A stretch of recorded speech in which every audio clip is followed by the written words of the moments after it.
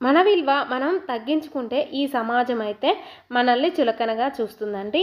ఈ టాపిక్పై మాట్లాడుకుందాం ఈ కిచెన్లో వంట చేసుకుంటూ. ఇప్పుడైతే చూసేయండి. మీ విలువను మీరు తగ్గించుకుంటే ఏమవుతుందో ఇప్పుడైతే చూద్దాం. మీరు నమ్మినా నమ్మకపోయినా నా మాటలు అయితే కొంచెం కఠినంగానే అనిపిస్తాయండి. ఇదైతే నిజం. నీ విలువను నువ్వు తగ్గించుకుంటూ పోతే నీకు ఇంట్లో కానీ సమాజంలో కానీ ఎక్కడ కూడా విలువ ఉండదండి. మనం తెలిసి తెలియక కొన్ని పొరపాట్లు అయితే చేస్తామండి. ఇంకా మన ప్రవర్తనను బట్టి కొన్ని లోపాలు అయితే ఉంటాయండి. మన విలువను మనమే తగ్గించుకుంటే చులకన అవుతామండి. అందుకోసమనే మనం ఏం చేయాలో ఏం చేయకూడదో ఇప్పుడైతే చూద్దాం. మన విలువలు మన చేతుల్లో ఉంటుందండి. మన వ్యక్తిత్వాన్ని మన చేతులారా దెబ్బతీసుకుంటున్నాము. ఏ లక్షణాల వల్ల మనము ఈ సమాజంలో మన విలువను మనము తగ్గించుకుంటున్నామో ఇప్పుడైతే చూద్దాం. ఈ లక్షణాలు మీలో ఎవరిలోనైనా ఉంటే మార్చుకునే ప్రయత్నం చేయండి.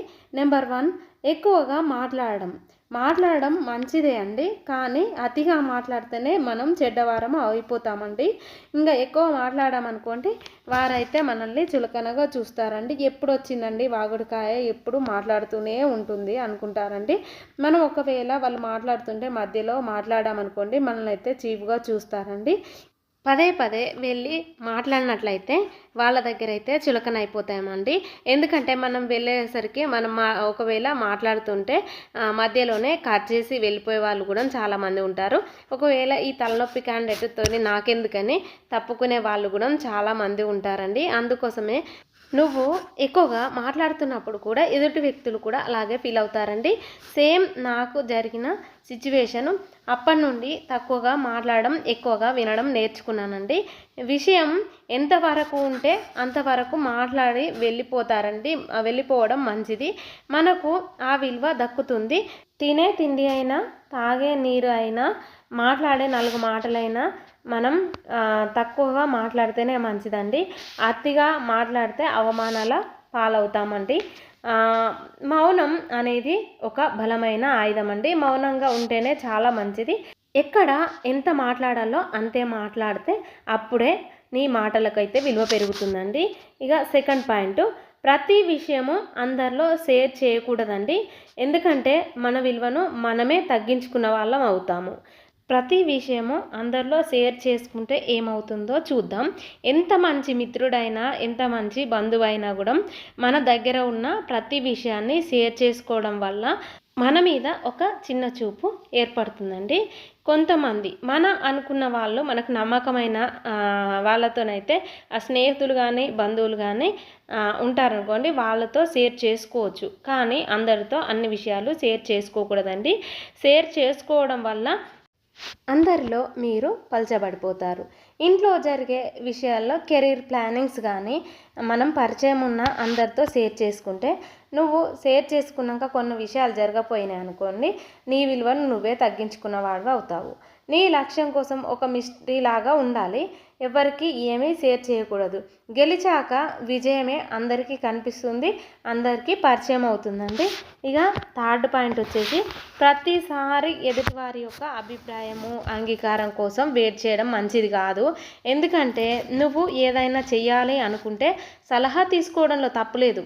కానీ ప్రతిదీ అందరికీ నచ్చింది, అందరి అంగీకారం జరగాలి అంటే ఇంకా మీ అభిప్రాయానికి విలువ ఏముండదు. నువ్వు ప్రతిసారి ఏ పని చేయాలన్నా కానీ అందరి అభిప్రాయం కోసం దేవులాడితే నీకు అసలు డెసిషన్ తీసుకునే తెలివి కూడా లేదని అందరు జనాలు అనుకుంటారు. నీ జీవితము టీవీ రిమోట్ లాగా ఉంటే అదైతే నీ జీవితానికైతే విలువ ఉండదండి. పని అయ్యాక టీవీ రిమోట్ను పక్కన పడేసినట్టుగా మిమ్మల్ని కూడా పక్కన పడేస్తారు. నీ విలువ నీకు దక్కాలంటే నువ్వు చేసే పని నీదై ఉండాలి. నువ్వు తీసుకునే నిర్ణయాలు అయితే నీయై ఉండాలి. అంతేగాని కనిపించిన ప్రతి ఒక్కరిని అభిప్రాయం కోసం, అంగీకారం కోసం ఎదురు చూసుకుంటూ కూర్చుంటే నిన్ను కనీసం ఒక్కరు కూడా మనిషిగా కూడా గుర్తించారండి. ఇదైతే ఆలోచించుకొని మన పని మనం చేసుకుంటే చాలా మంచిదండి. ఫోర్త్ పాయింట్ వచ్చేసి, మర్యాదని ఇవ్వని వారిని భరించడం. మర్యాద ఇవ్వడం మంచి పనే. ఇంకా చెప్పాలంటే అందరికీ మర్యాద ఇవ్వడం సంస్కారం అండి. కానీ ఆ మర్యాద నువ్వు ఎవరికి ఇస్తున్నావు అన్నది కూడా నీ విలువను డిసైడ్ చేస్తుంది. నీకు మర్యాద ఇచ్చిన వారికి నువ్వు మర్యాద ఇవ్వడంలో తప్పులేదు. నీతో ఎవరైతే అమర్యాదగా ఉంటారో వారితో కూడా నువ్వు మర్యాదగా ఉంటూ వారిని భరించడం కూడా నీ విలువను తగ్గిస్తుంది. మర్యాద పొందడము అందరి హక్కు మరియు నీ హక్కు కూడా. కానీ మర్యాద ఇవ్వని జనాలకు కూడా మర్యాద ఇవ్వవలసిన అవసరం లేదు. ఒకవేళ నీవు అలానే ఉంటే ఒక చాతగాని వాడిలా చూస్తారండి ఈ ప్రపంచం అయితే. ఇక 5th పాయింట్ వచ్చేసి అతి మంచితనం. అతి మంచితనం అనేది చాలా ప్రమాదకరమైనది మరియు చాలా భయంకరమైనది.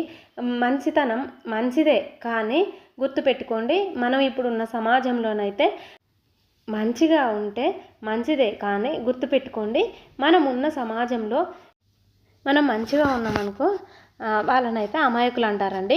ఎవరైతే కొంచెం ఘాటుగా ఫేస్ టు ఫేస్ మాట్లాడతారో వాళ్ళనైతే చెడ్డవారు అంటారండి. వారిని తెలివైన వారని కూడా అంటారు. కానీ మిమ్మల్ని చెడ్డవారుగా ఉండమని చెప్పలేను, మరీ మంచిగా ఉండమని చెప్పలేనండి. మధ్యలో ఉంటే సరిపోతుంది.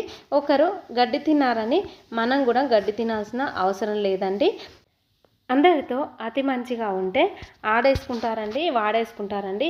ఎప్పటికీ లైఫ్ లాంగ్ అలాగే ఉంటుందండి. అందుకోసమనే అతి మంచితనం అనేది పనికిరాదు.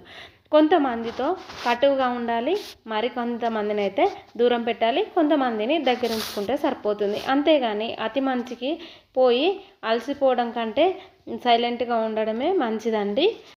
మరీ మాట్లాడకుండా ఉండడం కంటే హాయ్ అంటే హాయ్, బాయ్ అంటే బాయ్ అని చెప్పడమే మంచిదండి. నవ్వుతూ 2 ముక్కలు పలకరిస్తే మనకు కూడా విలువ ఉంటుందండి.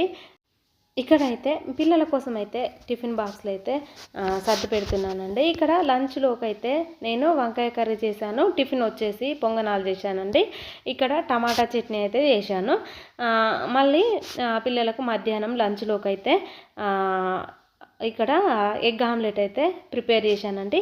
ఇంకా ఒక బాక్స్లో అయితే జామకాయ పెట్టాను, మరొక బాక్స్లో బిస్కెట్స్ అయితే పెట్టానండి. మా పిల్లలకైతే ఇలా ఇన్ని బాక్సులు పెడుతున్నానని అనుకోకండి. మా అబ్బాయికి అయితే మార్నింగ్ 7:30 నుండి ఈవినింగ్ 5:30 వరకు అయితే స్కూల్ ఉంటుంది. అందుకోసమని ఇన్ని బాక్సులు అయితే పెడతానండి. మామూలుగా అయితే 2 స్నాక్స్ బాక్సులు ఉంటాయండి. ఒకటి అన్నం, ఒకటి కర్రీ ఉంటుంది. కానీ మా అబ్బాయి అయితే మార్నింగ్ టిఫిన్ తినేసి వెళ్ళాడు కాబట్టి టిఫిన్ కూడా నేను పెడతాను. తిన్నా కానీ కొంచెం తింటాడు, కొంచెం బాక్స్లో పెట్టమని అడుగుతాడు కాబట్టి నేను ఇలా అయితే పెడుతున్నానండి. ఇలా బాక్సులన్నీ సర్దేస్తున్నాను. ఒక అబ్బాయి అయితే 7:30కి వెళ్తాడు, మరొక అబ్బాయి అయితే 8:30కి వెళ్తాడు కాబట్టి ఇంకా 2 ఒకసారి సర్దానండి. ఒకరిది కంప్లీట్ అయిన తర్వాత మరొకరిది అయితే సర్ది పెడతానండి. చూడండి, ఇలా రోజు మార్నింగ్ లేచిన తర్వాతనైతే నేను ఇంట్లో పనంతా కంప్లీట్ చేసుకుంటూ పూజ కూడా చేస్తానండి పిల్లలు వెళ్ళేలోపు. ఇక పూజ చేసుకున్న తర్వాత ఇవన్నీ బాక్సులన్నీ నీట్గా సర్దేసి ఇంకా వాళ్ళనైతే రెడీ చేసి పెడతానండి. లేచేలోపు అయితే డ్రెస్సులు, షూస్, సాక్స్లు, యూనిఫామ్స్ అన్నీ ఒక దగ్గర పెట్టి ఉంచుతాను. నాకైతే ఈజీగా ఉంటుందండి. వాళ్ళని సర్ది పంపించేసిన తర్వాత అయితే మిగతా పనులన్నీ చేసుకుంటానండి. ఇక్కడైతే ఈ పనులు కంప్లీట్ అయిన తర్వాత మధ్యాహ్నం పూటనైతే నేను స్టిచ్చింగ్ అయితే చేస్తాను. ఈరోజు అయితే కొన్ని ఆల్ట్రేషన్కి అయితే వచ్చాయండి. ఇక్కడ సారీ పెట్టుకోర్స్ అయితే ఆల్ట్రేషన్కి వచ్చాయి, కొన్ని పాయింట్లు ఆల్ట్రేషన్కి వచ్చాయండి. అవి అయితే ఇలా స్టిచ్ చేసుకుంటూ ఉంటానండి. ఇంకా అప్పుడప్పుడు బ్లౌజులు వస్తే బ్లౌజులు స్టిచ్ చేస్తాను. ఇంకా మిగతావి అన్ని బట్టలు అయితే స్టిచ్ చేస్తూ ఉంటానండి. ఇలా స్టిచ్చింగ్ అయిపోయిన తర్వాత ఇంట్లో వర్క్ అంతా కంప్లీట్ చేస్తాను. ఆలోపు అయితే పిల్లలు అయితే వస్తారండి. ఇక మళ్ళీ వర్క్ అయితే స్టార్ట్ అవుతుంది. ఇంతటితో ఈ వీడియో కంప్లీట్ అయింది. వీడియో చూస్తూ వెళ్ళిపోకుండా ఒక చిన్న లైక్ ఇచ్చి నా ఛానల్ను సబ్స్క్రైబ్ చేసుకోండి. నా ఛానల్ను సపోర్ట్ చేయండి. Bye friends.